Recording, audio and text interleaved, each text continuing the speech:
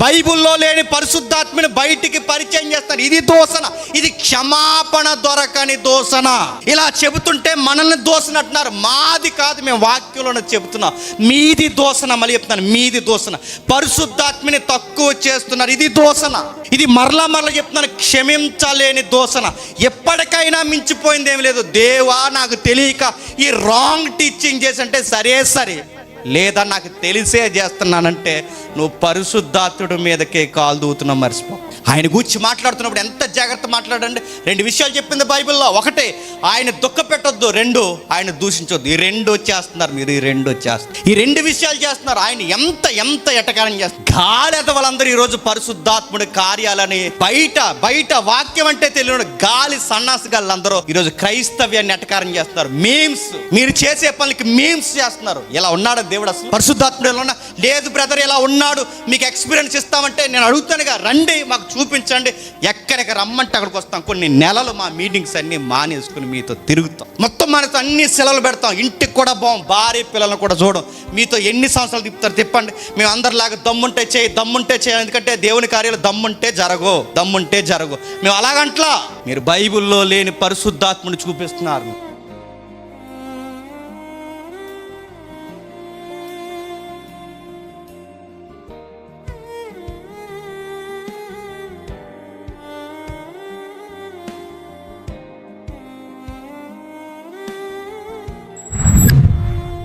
కొన్ని విలువైన సంగతులు విందాం.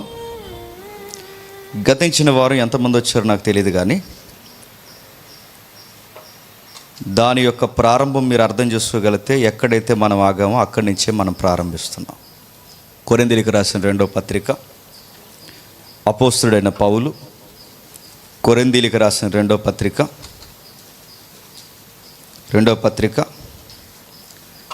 11వ అధ్యాయం 2వ వచనం నుండి. దేవాశక్తితో మీ ఎడల ఆసక్తి కలిగి ఉన్నాను. ఎందుకనగా పవిత్రురాలైన కన్యకనగా ఒక్కడే పురుషునికి అనగా క్రీస్తునకు సమర్పింపవలనని మిమ్మును ప్రధానము చేసితిని గాని సర్పము తన కుయుక్తి చేత అవ్వను మోసపరిచినట్లు మీ మనస్సులను చెరపబడి క్రీస్తు ఎడలున్న సరళత నుండి పవిత్రత నుండి ఎట్లైనను తొలగిపోవునేమో అని భయపడుచున్నాను. ఏలయనగా వచ్చినవాడు ఎవడైనను మేము ప్రకటింపని మరొక యేసును ప్రకటించినను, లేక మీరు పొందని మరి యొక్క ఆత్మను మీరు పొందినను, మీరు అంగీకరింపని మరి యొక్క సువార్తను మీరు అంగీకరించినను, మీరు వారిని గూర్చి సహించుట యుక్తమే. ఆగుతాం. గతించిన వారం కొన్ని గంభీరమైన సత్యాలు మనం నేర్చుకున్నాం. బయట కనబడుతున్న పరిశుద్ధాత్ముడు వేరు, బైబిల్లో కనబడుతున్న పరిశుద్ధాత్ముడు వేరు. బైబిల్ చెబుతున్న యేసుక్రీస్తు వారు వేరు, బయట బోధింపబడుతున్న యేసుక్రీస్తు వారు వేరు. బైబిల్ చెబుతున్న సువార్త వేరు, బయట చెబుతున్న సువార్తలు వేరు. ఆ సువార్తల యొక్క సారాన్ని ఏ విధంగా గండిగొట్టి బోధిస్తున్నారో పరిశుద్ధాత్మను గూర్చిన శీర్షిక మనం ప్రారంభించాం. ఈ శీర్షికలో మొదటి భాగంలో మనం ఆలోచించినది మనకు తెలుసు. యేసుక్రీస్తు వారు ఆయన వెళ్ళిపోతున్నప్పుడు శిష్యులు కంగారు పడ్డారు, గుర్తుంది కదా.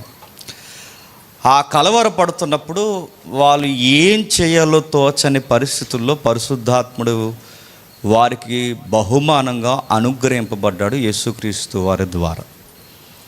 కలవర పడకుని, భయపడకండి, ఇదిగో నేను తండ్రిని వేడుకుంటున్నాను, మీ వద్ద ఎల్లప్పుడూ ఉండుటకై ఒక ఆదరణకర్తని మీ వద్దకు పంపిస్తాను. ఆయన వచ్చి మీతో ఉండాలన్నా, నేను మీతో ఉండాలన్నా, తండ్రి దేవుడు మీతో ఉండాలన్నా మీరు ఒక విషయం గుర్తుపెట్టుకోండి, నేను చెప్పిన ఆజ్ఞలను పాటించండి. మేము ముగ్గురు వచ్చి మీతో వసించాలి అంటే మీరు ఆజ్ఞను పాటించాలి. ఆ ఆజ్ఞను ఎలా పాటించాలో మనకు తెలియలేనప్పుడు మనల్ని సరిగ్గా గైడ్ చేసే లీగల్ అసిస్టెంట్ పరిశుద్ధాత్మదేవుడు. లీగల్ అడ్వకేట్, అడ్వైజర్, ఈ పదాలు ఆయనకు ఉపయోగించారంటే ఈ సొసైటీలో బతుకుతున్నప్పుడు మనం ఎలా జీవించాలో అన్నప్పుడు మనకు ఎలా అయితే ఒక అసిస్టెంట్ ఉంటాడో, లీగల్గా మనకి ఒక లా తెలిసిన న్యాయాధిపతిని మనం ఎలా పెట్టుకుంటాం, దేవుడు కూడా తన చట్టాన్ని మనం పాటించాలని, తన ఆజ్ఞను మనం పాటించి జీవించాలని మనకు కూడా గైడ్లైన్స్ ఇవ్వడానికి దేవుడిచ్చిన బహుమానమే పరిశుద్ధాత్మదేవుడు. అక్కడితో మనం ఆగాం. ఆగినప్పుడు మనం ఎత్తుకున్న చివరి రెఫరెన్స్ బైబిల్లో ఉన్న పరిశుద్ధాత్ముడు వేరు, బయట ఉన్న పరిశుద్ధాత్ముడు వేరు. ఇప్పుడు రెండవ చూస్తున్నాం. ఈ న్యాయవాదిగా చూస్తున్న బైబిల్ కొలమానంలో గమనిస్తున్న ఈ బయట అలా చూపించట్లేదు. పరిశుద్ధాత్ముడు అనగానే సహజంగా బయట ఉన్న ఆన్సర్స్ ఏంటంటే, పరిశుద్ధాత్ముడు అంటే ఫోర్స్ అన్నారు, శక్తి అన్నారు. పరిశుద్ధాత్ముడు అనగానే ఒక పవర్, ఒక తెలియని ఎక్స్పీరియన్స్, అంటే అదొక రకమైన ఎక్స్పీరియన్స్ అన్నారు, ఎక్స్ట్రీమ్. పరిశుద్ధాత్ముడు అనగానే ఇంకేం మాట్లాడుతున్నారు తెలుసా? అది అనుభూతికి సంబంధించింది అంటున్నారు. నా మాటలు అర్థమవుతున్నాయా? బాగా వినాలి. పరిశుద్ధాత్ముడు అనగానే పవర్ అంటున్నారు. పవర్ అంటే పవర్ అనుకున్నారు గనకే దానికి ఒక పదం ఉపయోగించారు, టచ్ అన్నారు. పవర్ అనుకుంటున్నారు కనుకే ఇలాంటి వస్త్రాల్లోనికి పవర్ వచ్చింది అంటున్నారు. పైగా ఇది చెప్పినందుకు పోలిక ఏమని పెడుతున్నారు చెప్పున, మరి అపోస్తుల యొక్క చేతి రుమాలను పట్టుకెళ్ళారుగా అంటున్నారు. దానికి చాలా కొలతలు ఉన్నాయి అయ్యా. అపోస్తులు చేతి రుమాలు పట్టుకెళ్తే జరిగాయి అన్నారు. అవి కొలతలు చూపిస్తున్నారు. భవిష్యత్తులో ఇవన్నీ మనం ఆలోచిద్దాం.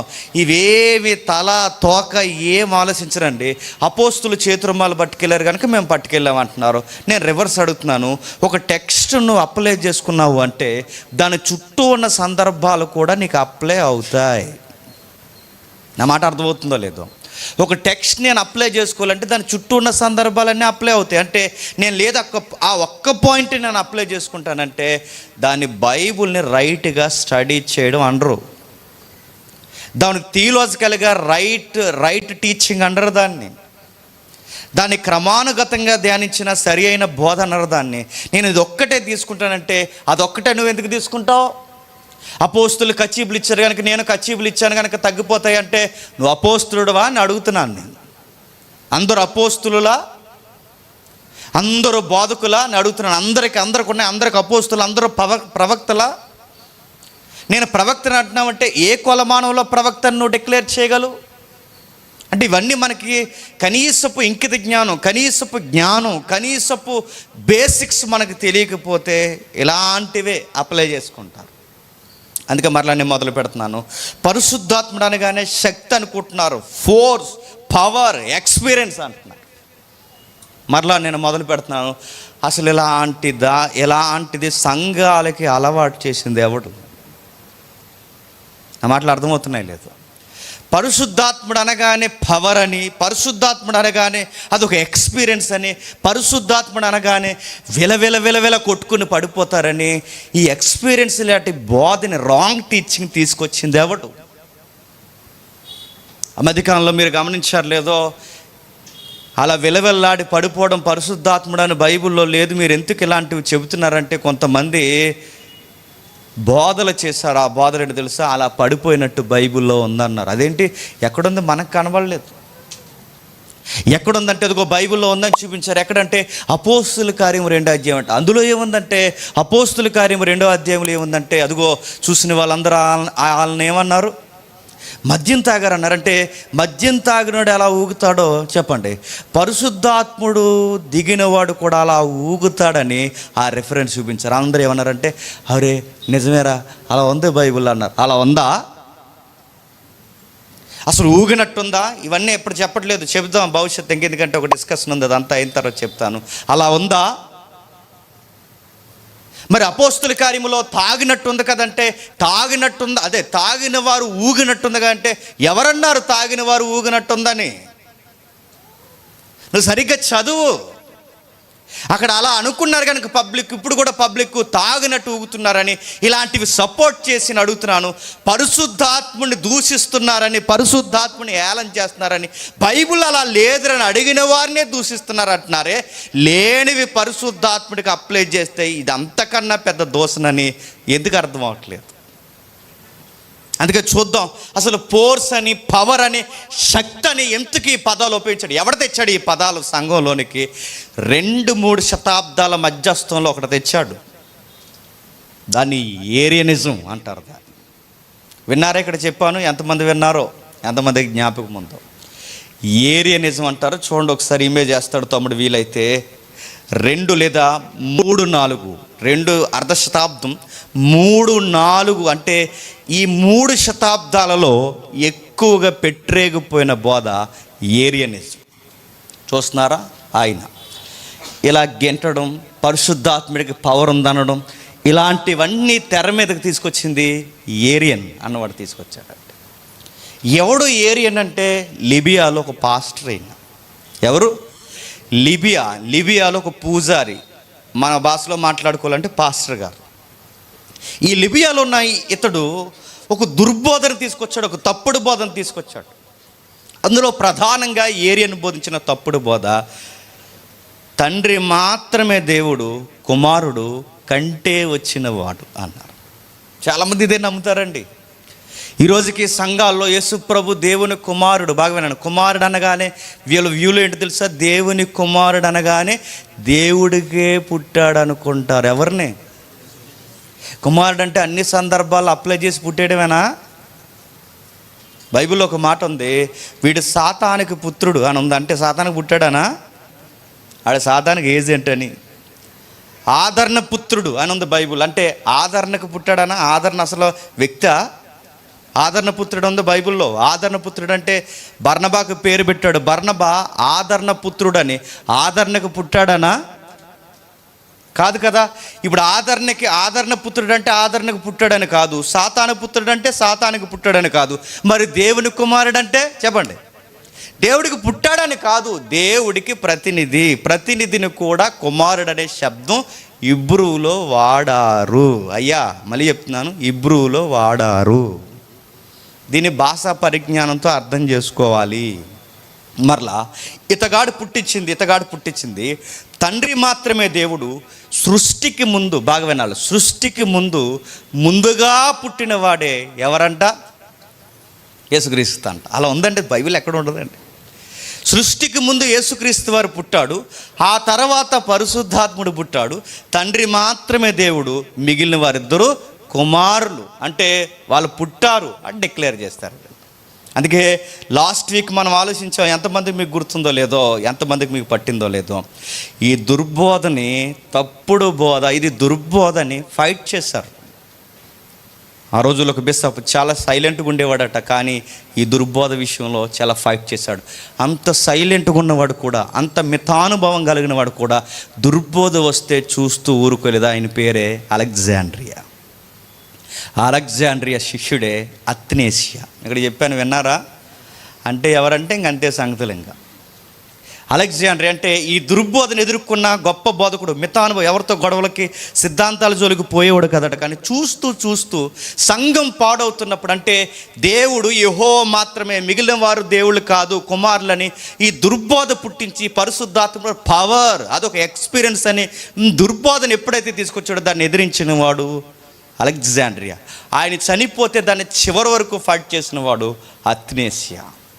మళ్ళీ దుర్బోధ రాకూడదని రాజుతో మాట్లాడాడు. రాజుతో శాసనాలు జరిగాయి. 3వ శతాబ్దంలో నైసియా కౌన్సిల్ జరిగింది, తెలుసుగా. ఇది చర్చ్ హిస్టరీ, ఇది చర్చి యొక్క చరిత్ర. నైసియా కౌన్సిల్ జరిగింది. ఆ టైంలో ఒక రాజు ఉండేవాడు, ఆయన పేరు కాన్స్టాంటినోపుల్, తెలుసు కదా. ఆయన ఆధ్వర్యంలో 100 మంది బిషప్లను తీసుకొచ్చారు. ఇండియా నుంచి కూడా బిషప్లు వెళ్ళారు. ఆ వెళ్ళి కూర్చున్నప్పుడు మళ్ళీ సంఘంలోనికి, అంటే ఆ రోజు సంఘం అంటే అన్నిటినీ కలిపి సార్వత్రిక సంఘంగా గౌరవించేవారు. బాప్టిస్ట్ అయినా, లూథర్ అయినా, ఏ సంఘమైనా మనం అంతా సార్వత్రిక సంఘం అని గౌరవించి అన్ని రకాల బిషప్పులు వారిని పిలిచి అక్కడ కూర్చోబెట్టి రాజు ముందు శాసనం చేయించారు. మరలా ఈ దుర్బోధ సంఘంలోనికి రాకూడదు, పరిశుద్ధాత్ముడు పవర్ అనకూడదు. తండ్రికి కుమారుడు పుట్టాడనకూడదు, ఈ దుర్బోధన ఖండించాలని నైసియా కౌన్సిల్లో చట్టం చేయించారు. ఆ నైసియా కౌన్సిల్ చట్టమే ఈ రోజుకి లూథరన్ సంఘాల్లో, బాప్టిస్ట్ సంఘాల్లో, మెయిన్ లైన్ చర్చెస్లో నైసియా కౌన్సిల్ ప్రమాణాన్ని చేస్తుంటారు ప్రతి వారం. మీకు గుర్తుందో లేదో, అది ప్రమాణం అని అనుకోరు. మీరు గమనించండి, కావాలంటే మేము తండ్రి అయిన దేవుడిని నమ్ముచున్నాం అంటారు, కుమారుడైన క్రీస్తుని దేవునిగా నమ్ముచున్నాం, పరిశుద్ధాత్మ దేవుడిని నమ్ముచున్నాం. దీన్ని ప్రమాణం చేయించారు. ఎవడైతే ఈ స్టాండింగ్లో ఉంటాడో వాడే విశ్వాసి. ఎవడైతే ఈ ప్రమాణాన్ని ఒప్పుకుంటాడో వాడు మాత్రమే విశ్వాసి. ఈ ప్రమాణాలు ఒప్పుకోని వాడు దుర్భేజనుడు వచ్చినోడు అన్నారు. దుర్బోధకుడు అంటే ఈ స్టాండింగ్ మీద నిలబడాలి. దీన్ని శాసనం చేయించింది, రాజు సంరక్షణలో శాసనం చేయించింది ఎవరంటే అత్నేసియా. ఎవరు? అత్నేసియా. ఆ అత్నేసియా అప్పుడు ఫైట్ చేశాడు. చాలా వరకు ఏరియనిజాన్ని అనిసేశారు. ఆ టైంలో తప్పుడు బోధ, పరిశుద్ధాత్ముడు గూర్చి సరిగ్గా చెప్పట్లేదు, కుమారుడు గూర్చి సరిగ్గా చెప్పట్లేదు, తండ్రిని గూర్చిన హోదాన్ని పెంచుతున్నాం అనుకుంటూ సరైన ఎక్స్పీరియన్స్ వీళ్ళు ఇవ్వట్లేదు.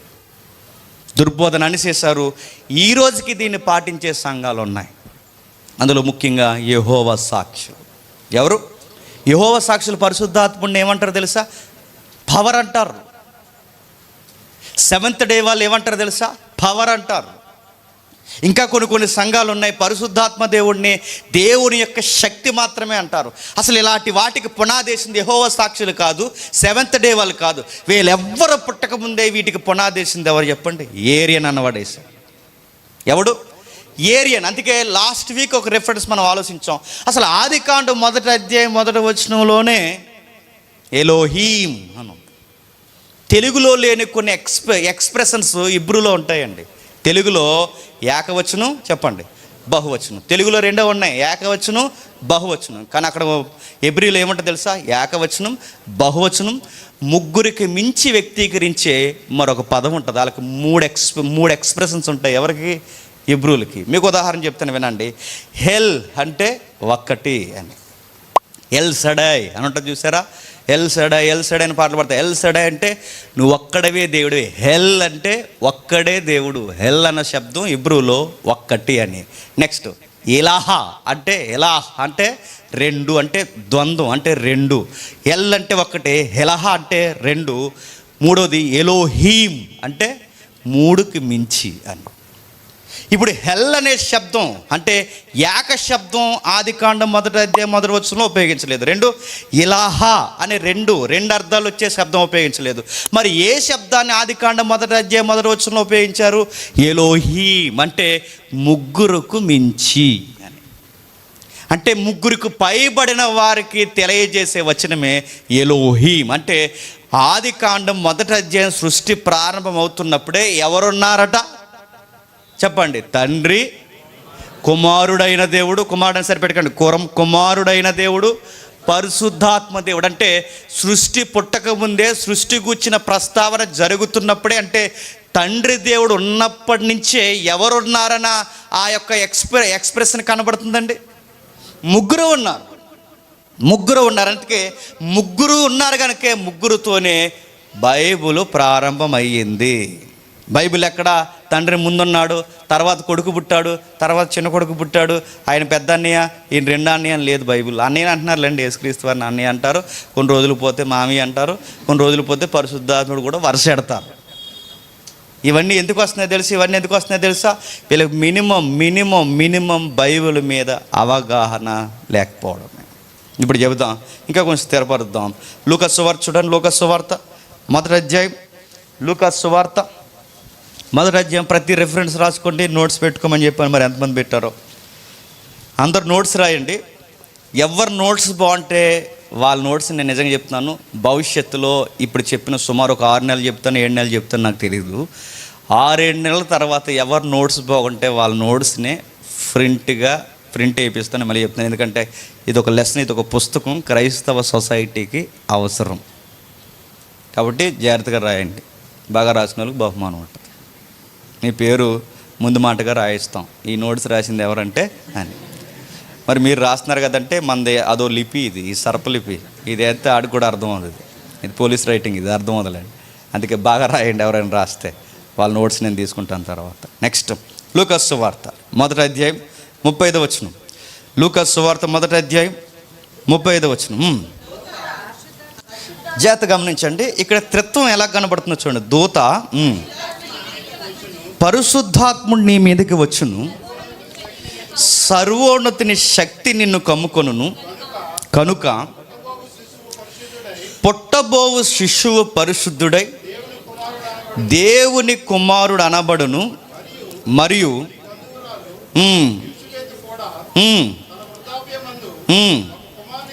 ఒక కుమారుని కనును. ఆగుదాం చూడండి. మరియతో గాబ్రియేలు దేవదూత మాట్లాడుతున్నాడు.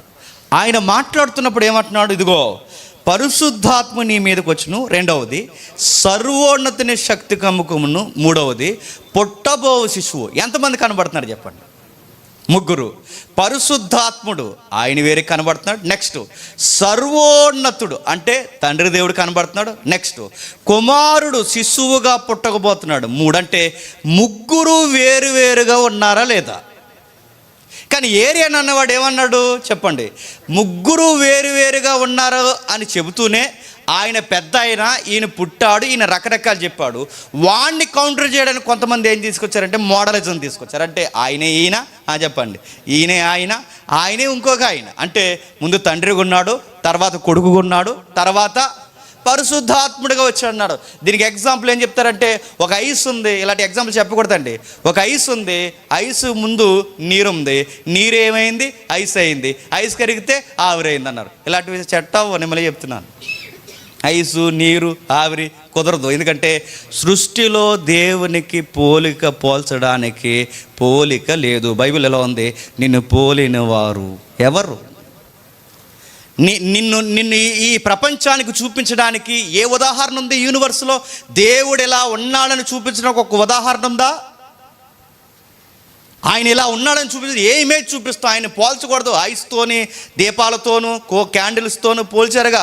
ఇలా పోల్చకూడదు. కొబ్బరికాయ లోపల గుంజు, పైన పిక్క, తన లోపల నీళ్ళు, ఆ పైన ఇలా పోల్చకూడదు. ఎందుకంటే ఆయన పోల్చడానికి ఆయనకు పోలిక సృష్టిలో ఏది లేదు. అది అర్థమవదు మానవ మెదళ్ళకి. ఆ డైమెన్షన్ మనం అర్థం చేసుకోవడం చాలా కష్టం. కానీ అర్థం అవ్వకపోయినా ఆ 3 ఉన్నారు. ఆ ముగ్గురు దేవుళ్ళు కాదు, మళ్ళీ మనకి ఒక్కడే దేవుడు. ఆ ఒక్క దేవుడే 3 వ్యక్తిత్వాలు. మళ్ళీ డౌట్ రావాలి, ఆయన ఈయన ఆయన కాదు. మళ్ళీ అలా ఎలా? లాస్ట్ వీక్ చెప్పాను. అలా ఎలా అంటే అందరం మనుషులమే, మానవులందరిలో ఒక తత్వం ఉంది. చెప్పండి, మానవత్వం అన్నది సింగులర్. చెప్పండి, వ్యక్తులన్నది చెప్పండి బహువచనం. వ్యక్తులుగా వేరు, కానీ తత్వం వచ్చేసరికి ఒక్కటే. దేవుడు, బాగా వినండి, దేవుడు అనే శబ్దం, దేవత్వం ఒక్కటే. చెప్పండి, వ్యక్తిత్వాలు వచ్చేసరికి తండ్రి వేరు, కుమారుడు వేరు. చెప్పండి, పరిశుద్ధాత్మ అంటే వ్యక్తిత్వం ఒక్కటే. అదే ఆ వ్యక్తిత్వాన్ని బైబిల్ అంది దేవుడు అంది. డు అనగానే అది ఏకవచనం అనుకోకండి. దేవుడు అన్న దగ్గర అక్కడ వ్యక్తీకరణ ఉంది, బహుళత్వం ఉంది అక్కడ. కాబట్టి ఇక్కడ మనకు మరలా కనబడుతుంది తండ్రి దేవుడు, కుమారు దేవుడు, పరిశుద్ధాత్ముడు 3 ప్రస్తావన జరిగింది. పరిశుద్ధాత్ముడు నీ మీదకి వచ్చును, తండ్రి యొక్క సర్వోన్నతుని యొక్క శక్తి నిన్ను కమ్ముకొనును. నెక్స్ట్ చెప్పండి, పుట్టబోవు శిశువు పరిశుద్ధుడు. అంటే పుట్టబోవు శిశువు కుమారుడు, పరిశుద్ధాత్ముడు దేవుడు. నెక్స్ట్ తండ్రి దేవుడు సర్వోన్నతుడు. 3 వ్యక్తిత్వాలు కనబడ్డాయి. ఇంకా మీరు చూడండి, యోహాను సువార్త 14వ అధ్యాయం వెళదాం త్వరగా. యోహాను సువార్త 14వ అధ్యాయం 15వ వచనం చూడండి. యోహాను సువార్త 14వ అధ్యాయం 15వ వచనం.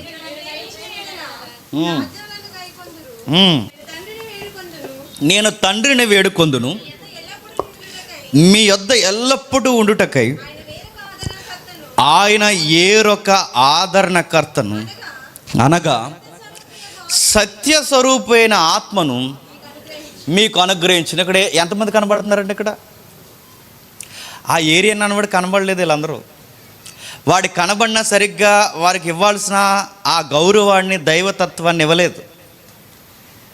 బాగా గమనించండి, ఎవరెవరు కనబడుతున్నారు? నేను తండ్రిని వేడుకొందునంటే తండ్రి వేరుగా ఉన్నాడు. చెప్పండి, వేడుకుంటాను అంటున్నాడంటే కుమారుడైన దేవుడు వేరుగా ఉన్నాడు. వేరొక ఆదరణకర్త మీ దగ్గరకు వస్తాడు అంటున్నాడంటే చెప్పండి, పరిశుద్ధాత్మ దేవుడు వేరుగా ఉన్నాడు. 3 వేరుగా ఉన్నారు. నెక్స్ట్, వేరుగా ఉన్నారు, ఎవరి వ్యక్తిత్వాలు వాళ్ళకు ఉన్నాయని మనకు అర్థమైతే, బాగా వినాలి, ఎవరి వ్యక్తిత్వాలు వాళ్ళకు ఉన్నాయని మనకు అర్థమైతే ఆ వ్యక్తిత్వం కలిగిన వాళ్ళు కూడా మాట్లాడతారు. ఒక మాట చాలా రమ్యంగా ఉంటుంది, ఒకసారి మీరు పట్టుకోండి. యేసుక్రీస్తు వారు కనబడ్డారండి, 33.5 సంవత్సరాలు ఈ భూమి మీద కనబడ్డారు. కానీ ఇద్దరు మాత్రం ఈ సృష్టిలో ఎక్కడ కనబడలేదు. కనబడలేదన్నా లేరనుకోకండి, ఈయన కనబడ్డారు, మిగిలిన ఇద్దరు కనబడలేదంతే. తండ్రి కనబడలేదు, చెప్పండి, పరిశుద్ధాత్ముడు కనబడలేదు. ఇప్పుడు తండ్రి కనబడలేనంత మాత్రాన ఆయన లేడంటామా?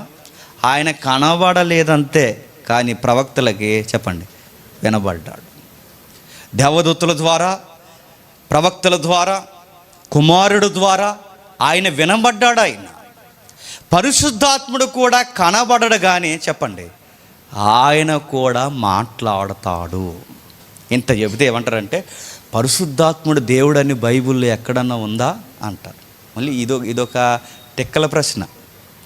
పరిశుద్ధాత్మ ఎందుకంటే మళ్ళీ ఈ తండ్రిని మాత్రమే దేవుడిగా కొలిసే కొంతమంది ఉన్నారు కదండి, ఇంకెవరిని దేవుడు అనకూడదని, నా మహిమని ఎవరికి ఇవ్వనని, ఇవన్నీ తర్వాత చెప్పలేండి, మళ్ళీ అందులోకి వెళ్తలేదు నేను.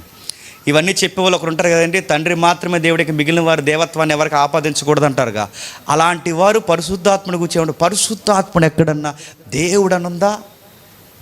నిన్న మొన్న ఎవరో కామెంట్ పెట్టారు, అసలు పరిశుద్ధాత్ముడు దేవుడు అని బైబిల్లో ఎక్కడన్నా ఉందా అని కామెంట్ పెట్టారు. ఎందుకు లేదు? నువ్వు చదవు, నీకు వాట్సాప్లతో సరిపోతుంది, నీకు ఫేస్బుక్లతో సరిపోతుంది, నువ్వు చదివితే ఉందరా అయ్యా.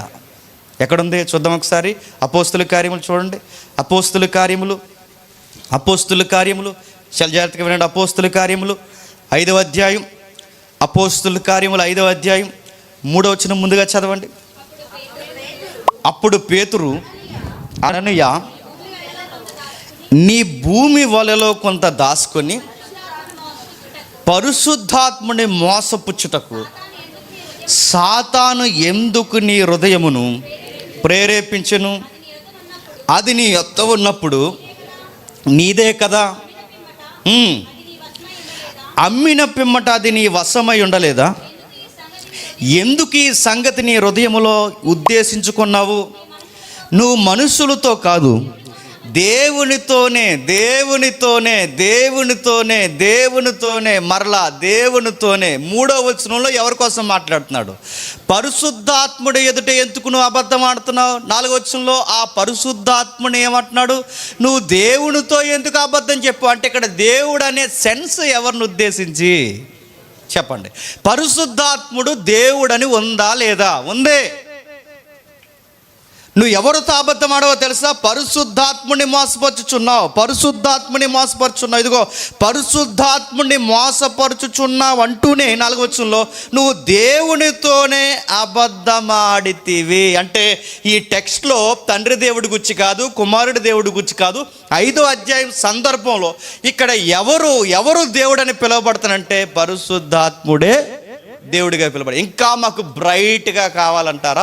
ఒకసారి చూడండి, కొరింథీయులకు రాసిన 2వ పత్రిక 6వ అధ్యాయం, 6వ అధ్యాయం 16వ వచనం చూడండి. దేవుని ఆలయానికి విగ్రహములతో ఏమి పొంతిక? మనము జీవము గల దేవుని ఆలయమై ఉన్నాము. ఆగండి, మనం ఎవరంట? జీవము గల దేవుని ఆలయం.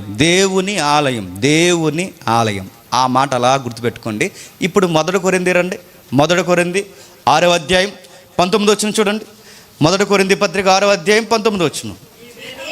మీ దేహము దేవుని వలన మీకు అనుగ్రహింపబడి మీలో ఉన్న పరిశుద్ధాత్మకు ఆలయమై ఉన్నారు. ఇప్పుడు 2 కలిపి చదవండి. మీరు దేవుని ఆలయమై ఉన్నారని ఎరగరా? ఇది 2వ పత్రికలో. 1వ పత్రికలో ఏమని రాస్తున్నాడు? మీరు పరిశుద్ధాత్మునికి ఆలయమై ఉన్నారని ఎరగరా? ఇప్పుడు చెప్పండి, పరిశుద్ధాత్ముడికి ఆలయమై ఉన్నారని ఎరగరా అని రాసిన ఈ కొరింథీయులకు రాసిన పత్రికలోనే మరలా 2వ కొరింథీ పత్రికలో ఏమని రాస్తున్నారు? మీరు దేవుని ఆలయం అన్నా చెప్పండి, పరిశుద్ధాత్మ ఆలయం అన్నా, ఈ ఎక్స్ప్రెస్ను ఎవరికి ఇచ్చాడు? పరిశుద్ధాత్ముడు చెప్పండి 100కి 200% దేవుడు అని బైబుల్ చెబుతుంది. నా మాట అర్థమవుతుందో లేదో? మరలా అంటే మనం పరిశుద్ధాత్మనికి ఆలయం ఉన్నాం అంటూనే మనం దేవుని ఆలయం ఉన్నాం. దేవుడు అంటే పరిశుద్ధాత్ముడు. అందుకే మన దేహాలు పరిశుద్ధాత్ముడికి దేవుడి ఆలయం గనకే ఈ నోరుని జాగ్రత్తగా పెట్టుకోవాలి.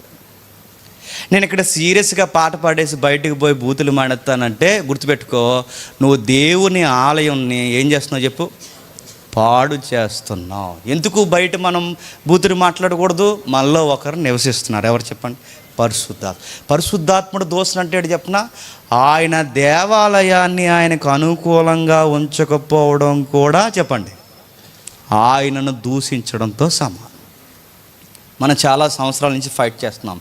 దేవుని పాటలు దేవుని పిల్లలే పాడాలని ఎందుకు అంటున్నాం?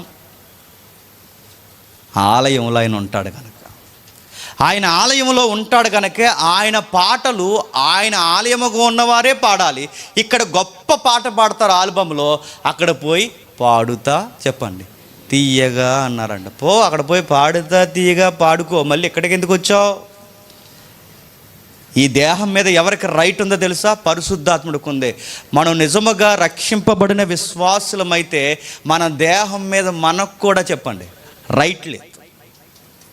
రక్తమిచ్చి కొనుక్కొని పరిశుద్ధాత్ముడు ఆలయముగా, కుమారుడు రక్తమిచ్చుకుంటే పరిశుద్ధాత్ముడు వసిస్తుంటే ఆలయముగా మారిపోతే, తండ్రి కుమార పరిశుద్ధాత్ముడు వచ్చి ముగ్గురు ఈ దేహంలో నివాసం చేస్తే దీని మీద మనకు హక్కు లేదు. ఎవరికి అనుకూలంగా ఉండాలి ఈ దేహం చెప్పండి? ఈ నోరు ఆయన కొరకే పనిచేయాలి, ఈ కళ్ళు ఆయన కొరకే పనిచేయాలి, ఈ చెవులు ఆయన కొరకే పనిచేయాలి. మనం ఏమి చేసినా ఆయన కొరకే పని చేయాలి. ఎందుకంటే ఈ ఇల్లు మన ఇల్లు కాదు చెప్పండి, ఆయన ఇల్లు. ఆయన ఇంట్లో ఉన్నాడు, ఆయనతో మనం జాగ్రత్తగా ఉండాలి. ఇప్పుడు చెప్పండి, పరిశుద్ధాత్ముడు ఉన్నాడు చెప్పండి, కుమారుడైన దేవుడు ఉన్నాడు చెప్పండి, తండ్రి అయిన దేవుడు ఉన్నారు. ఎవరి వ్యక్తిత్వాలు వాళ్ళకు ఉన్నాయి. మళ్ళీ మొదటి ప్రశ్నకు వస్తున్నాను. పరిశుద్ధాత్ముని ఏరియన్ అన్నవాడు ఎలా ప్రజెంటేషన్ ఇచ్చాడంటే అది ఒక పవర్ అన్నాడు. పవర్ అన్నారు కనుక పవర్ తట్టుకోలేక పడిపోతున్నారంట కింద. అన్నమాట అర్థమవుతుందా? పవర్ తట్టుకోలేక పడిపోతుందా? నేను మనలో అడుగుతున్నానండి, పాత నిబంధనలో కూడా పరిశుద్ధాత్ముడు వచ్చాడు, తట్టుకోలేక సంసోను పడిపోయాడా పడగొట్టాడా చెప్పండి? అదే శత్రువులు మళ్ళీ పడగొట్ట మళ్ళీ అలాగే వెళ్ళిపోతారు. శత్రువు సంసోన్లోకి వచ్చాడు, సంసోను సింహాన్ని చీరాడు. దావీదులోకి వచ్చాడు, గొలియాతుని పడగొట్టాడు. సౌలులో ఉండేవాడు రాజరికాన్ని రాజ్యాన్ని యుక్తిగా వివేచనతో పరిపాలించాడు. పరిశుద్ధాత్ముడు పాత నిబంధనలో చాలామంది మీద అక్కడక్కడ దిగుతూ వచ్చాడు. ఎక్కడైనా వాళ్ళు పడిపోయారా? మరి క్రొత్త నిబంధన పట్టుకున్న వారు పడిపోయారు కదా అని మీ కొత్త నిబంధన పట్టుకున్న వాళ్ళు ఎందుకు చెప్తున్నారంటే వీళ్ళు మళ్ళీ రిఫరెన్స్ ఏం చూపిస్తున్నారో తెలుసు? అదిగో ఆ పెంతెకొస్తు దినాన్న పడిపోయారు అంటున్నారు. అక్కడ పడిపోయినట్లేదు కంటే మరి ప్రజలు ఎందుకు మద్యం తాగినట్టున్నారని ఎందుకన్నారంటే వాళ్ళు ఊగేస్తున్నారనేగా అంటున్నారు. ఆ డిఫెన్స్ మీకు అర్థమవుతుందో లేదో అధ్యక్ష? మళ్ళీ ముఖ్యాంశాలు మొదలెడతాను, వింటున్నారా? అర్థమవుతుందా? మనకి ఎక్కడ పాత నిబంధనలో సంసోన్ దగ్గర కానీ, నెక్స్ట్ చెప్పండి, సంసోన్ దగ్గర కానీ, దావీదు దగ్గర కానీ, సౌలు దగ్గర కానీ, ప్రవక్తలు ఏలియా మీద కానీ, ఎలీసా మీద కానీ, మోసే మీద కానీ ఎక్కడ పరిశుద్ధాత్ముడు దిగిన కార్యాలు జరిగించారు, పడిదొలలేదు. మరి క్రొత్త నిబంధనలో దొల్లినట్టు ఎక్కడైనా ఉందంటే అపోస్తుల కార్యం చెప్తున్నాడు. అక్కడెక్కడ ఉంది? గుండెల్లో రాయడిపోయి ఒక మాట చెప్పనా, అసలు పెంతెకొస్తు దినాన్న భాషే మాట్లాడిన ఒక పరిశుద్ధాత్ముడు వరాన్ని బాగా వినాలి. భాషే మాట్లాడంటే భాష, అన్య భాష మాట్లాడిన ఒక అపోస్తుడు ఉన్నాడంటే మీరు నమ్మగలరా?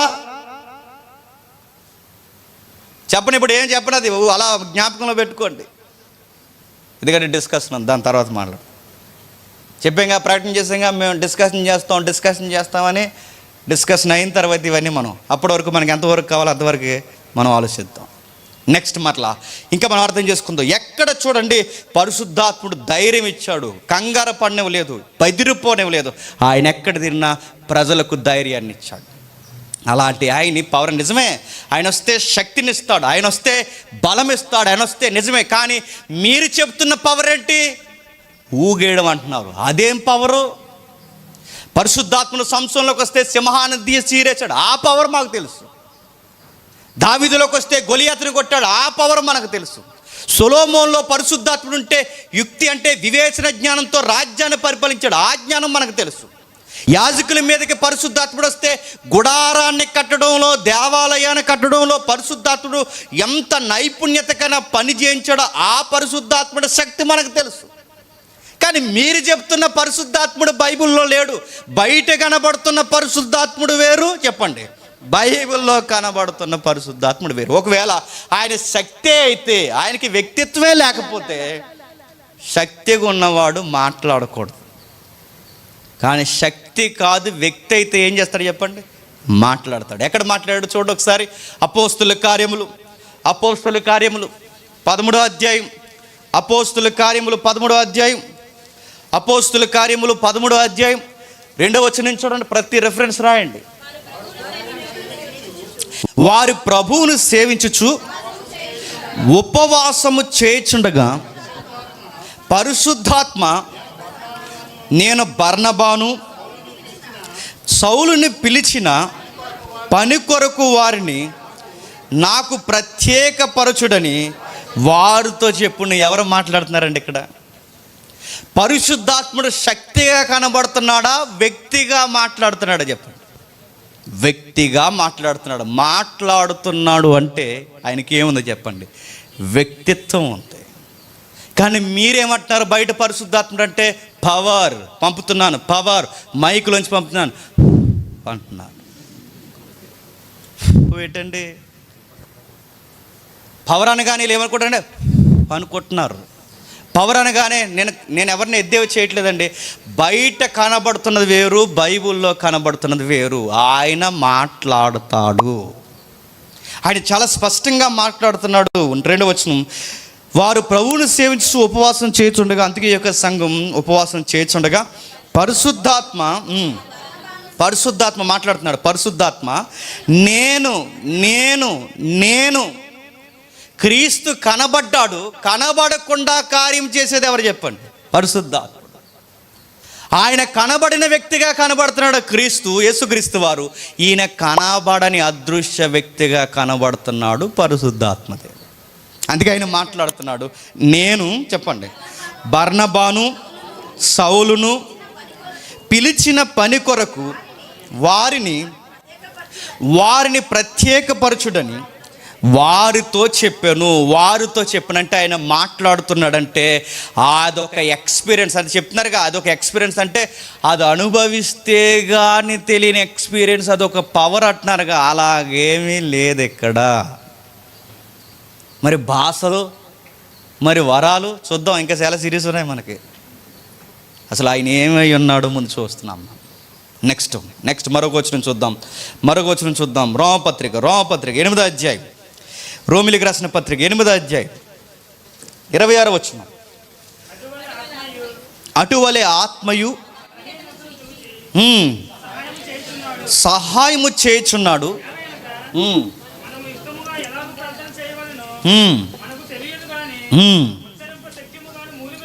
ఉచ్చరింప సఖ్యము కాని మూలుగలతో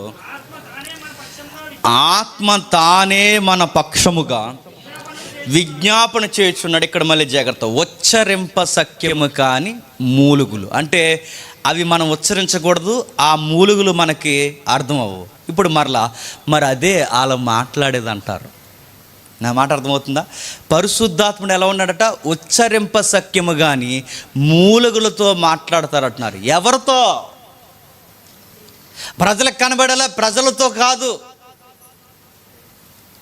మొదటి తరగతిలో మనం చూస్తాం, పాత నిబంధన కాలంలో తండ్రి కార్యము కనిపించింది. సువార్తల కాలంలో కుమారుడు ఇమానుయేలుగా మనతో ఉన్నట్టు కనిపించింది. క్రొత్త నిబంధన కాలం పత్రికల్లో చివరికి పరిశుద్ధాత్ముడు నాతో ఉండి కార్యం జరిగిస్తాడు. ఇప్పుడు బాగా వినండి. ఇప్పుడు ఆయన నాలో ఉంటే మనకు ప్రార్థన చేయడం రాదట. ఎవరికి? మనకి. ప్రార్థన ఎవరికి చేస్తామండి? దేవునికి చేస్తాం, తండ్రికి చేస్తాం. మనం ప్రార్థన తండ్రికి చేస్తే తండ్రితో ఎలా మాట్లాడాలో మన వ్యవహారాలకు తెలియదంట. ఇప్పుడు మనకు ప్రార్థన చేయడం మనకు రాదన్న సంగతి ఎవరికి తెలుసంట? మనలో ఉన్నోడు తెలుసు. ఎందుకంటే మనతో ఉన్నోడికి మన గురించి బాధ తెలుసు. మనలో ఉన్నవాడు తెలుసు. మనలో ఉన్నది ఎవరు చెప్పండి? పరిశుద్ధాత్ముడు. ఇప్పుడు మనం ఎలా ప్రార్థన చేయాలో మనకు తెలియదు కనుక మన పక్షమున తండ్రికి ప్రార్థన చేసేది ఎవరు? పరిశుద్ధాత్ముడు. అంటే ఈయన మాట్లాడేది బయటికి కాదు, చెప్పండి. ఆయన మాట్లాడేది ఎవరితో? నీకు నాకు వినబడదు కనుక బయటికి మాట్లాడాలి. తండ్రికి వినబడదా? నేను అడుగుతాను. మౌనంగా మూలుగులతో ఆయన వసిస్తుంటే వినబడదా? తండ్రికి హృదయంలో ఉన్నది కూడా వినబడుతుంది. అంటే ఇప్పుడు నాలో ఉండి ఆయన మాట్లాడుతున్న ఉచ్చరింప సఖ్యము కానీ ఆ భాష ఎవరితో? సంఘంతో కాదు. ఎవరితో? తండ్రి దేవునితో. కుమారుడైన పరిశుద్ధాత్మ దేవుడు నా పక్షమున, తండ్రి ఈ బిడ్డ యొక్క ప్రార్థన ఇది అని చెప్పండి, అది వడపోసి తండ్రికి అనుకూలంగా ఆ ప్రార్థనని మలుస్తాడు. ఆ మాట అర్థమవుతుందా? పరిశుద్ధాత్ముడు మాట్లాడతాడు. నెక్స్ట్ ఆ పాయింట్స్ గుర్తుపెట్టుకోండి. పరిశుద్ధాత్ముడు మాట్లాడతాడు. 2, పరిశుద్ధాత్ముడు మన పక్షమున ప్రార్థన విజ్ఞాపన చేస్తాడు. ఇంకేముంది చూద్దాం ఒకసారి. యోహాను సువార్త 14వ అధ్యాయం ముగించుకుందాం. యోహాను సువార్త 14వ అధ్యాయం 26వ వచనం. ఆదరణకర్త అనగా తండ్రి నా నామమున పంపబోవు పరిశుద్ధాత్మ సమస్తమును మీకు బోధించి నేను మీతో చెప్పిన సంగతులన్నిటిని గూర్చి మీకు జ్ఞాపకము చేయను. 3 లక్షణం ఉంది ఆయనకి. ఒకటి చెప్పండి. మొట్టమొదటిది ఏంటి? ఆయన మాట్లాడతాడు. 2వది ఏంటి? విజ్ఞాపనం చేస్తాడు. 3వది ఏంటి? బోధిస్తాడు. పరిశుద్ధాత్ముడు ఏం చేస్తాడు? 1 ఆయన మాట్లాడతాడు, 2 ఆయన విజ్ఞాపనం చేస్తాడు, 3 ఆయన బోధిస్తాడు. పరిశుద్ధాత్ముడు బోధిస్తాడు. పరిశుద్ధాత్ముడు మనకి వాక్యాన్ని నేర్పిస్తాడు, తండ్రి చిత్తాన్ని నేర్పిస్తాడు. కుమారుడు ఈ మాట ఎందుకు మాట్లాడాడో అది పరిపూర్ణంగా అర్థమయ్యేలా సర్వసత్యములోనికి నడిపిస్తాడు. ఆయన బోధిస్తాడు. ఈరోజు పరిశుద్ధాత్ముడు బోధిస్తాడని ఎక్కడన్నా కనబడుతుందండి? బోధించడు అంటున్నారు. ఆయన స్పష్టంగా బోధిస్తాడు. ఆయన మాట్లాడతాడు. ప్రవక్తలకి బోధించింది ఆయనే, అపోస్తులకి బోధించింది ఆయనే. ఈ గ్రంథం మనం ఎక్కడ చదివినా ఆయన బోధించాడనే మనకు బైబిల్లో కనబడుతుంది. పరిశుద్ధాత్ముడు బోధిస్తాడని ఎక్కడన్నా మనకు వినబడుతుందండి? అరటిపండులో ఉన్నారంటున్నారండి పరిశుద్ధాత్ముడు. యాపిల్లో ఉన్నాడు అంటున్నాడండి పరిశుద్ధాత్ముడు. ఒక ఆయన పిలిచాడు, మీరు చూసారు లేదా? ఎందుకు మళ్ళీ ఎలాగంటే ఏడుస్తారేమో. పర్లేదు చెప్పాలి, ఎందుకంటే అబద్ధ బోధకుల విషయంలో సంఘాన్ని చాలా డేరుగా హెచ్చరించాలని బైబిల్ చెప్పింది. ఒక ఆయన అంటున్నాడు, ప్రవీణ్ అన్నాడు. ప్రవీణా ప్రశాంత్ అన్నాడు. తుచ్ ప్రవీణ్ అన్నది ఆవిడ. అదే ప్రవీణ్ అన్నాడు. నేను అడుగుతున్నాను, పరిశుద్ధాత్ముడు అనగానే పేర్లు పెట్టి పిలవడం అనుకుంటున్నారు, కానీ వీళ్ళకి అర్థం కానిది ఏంటి తెలుసా? ఆయన బోధిస్తాడు. ఈ మిరాకిల్ బోధకుల మీటింగ్స్ మీరు వెళ్ళండి, అసలు వాళ్ళ మీటింగ్స్లో కనబడంది ఏంటో తెలుసా? బోధ ఉండదు. బోధే ఉండదండి వాళ్ళది. మీరు కావాలండి 6-7 గంటల వీడియో చూసండి ఏం చెబుతాడని. ఒక్క వాక్యం చెబితే ఒట్టు. ఆ చెప్పిన వాక్యం కూడా ఎక్కడ వాక్యానుసారంగా లేదండి.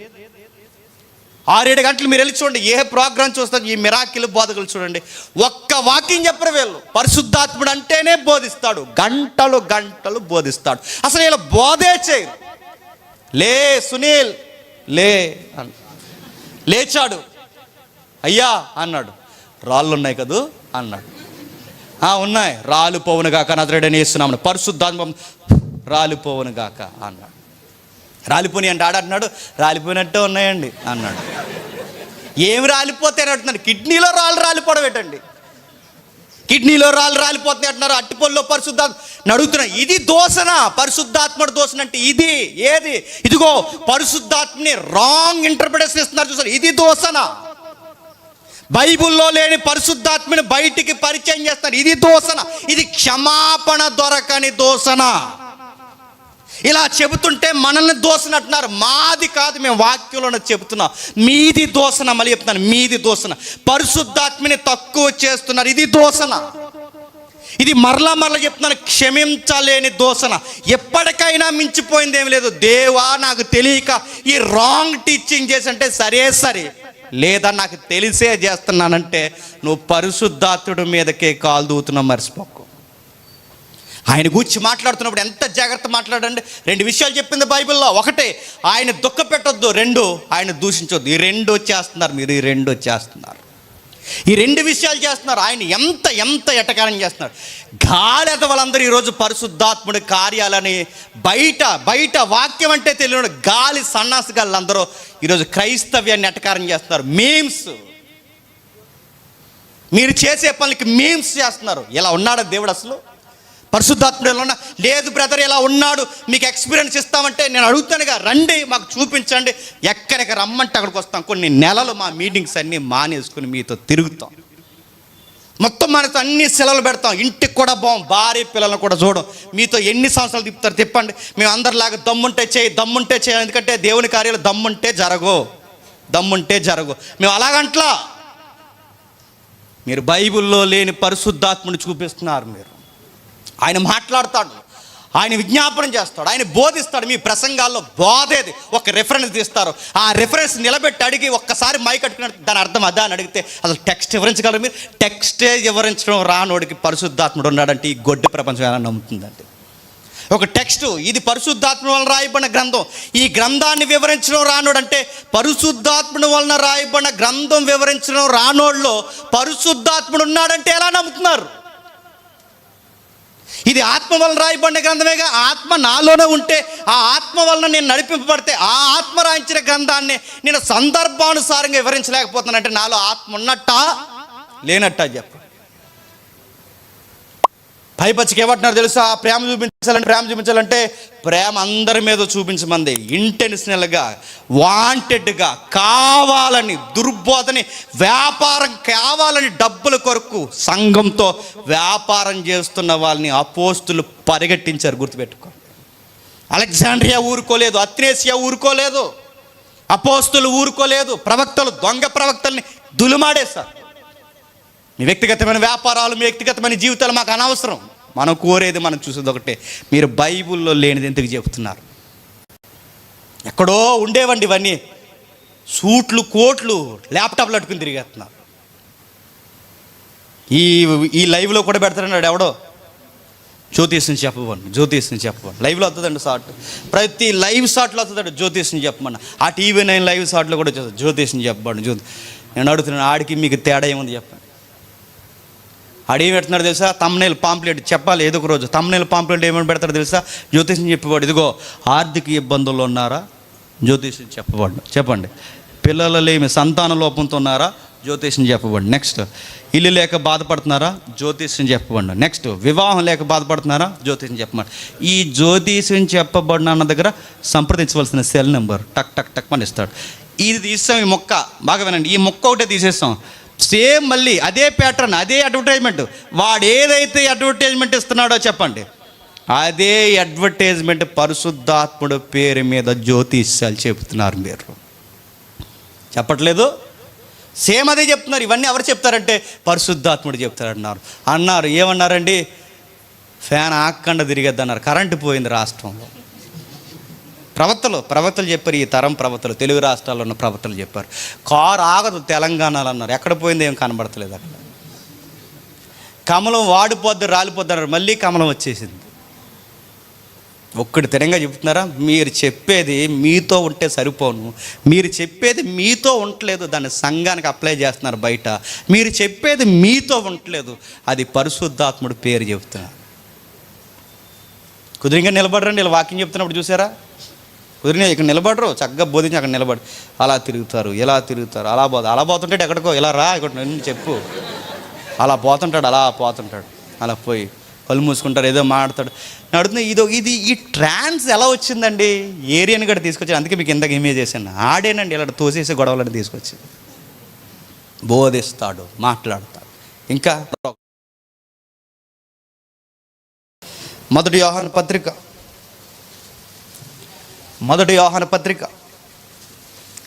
త్వరగా ముగించుకుందాం. మొదటి యోహాను పత్రిక 2వ అధ్యాయం 20 వచనం నుండి. అయితే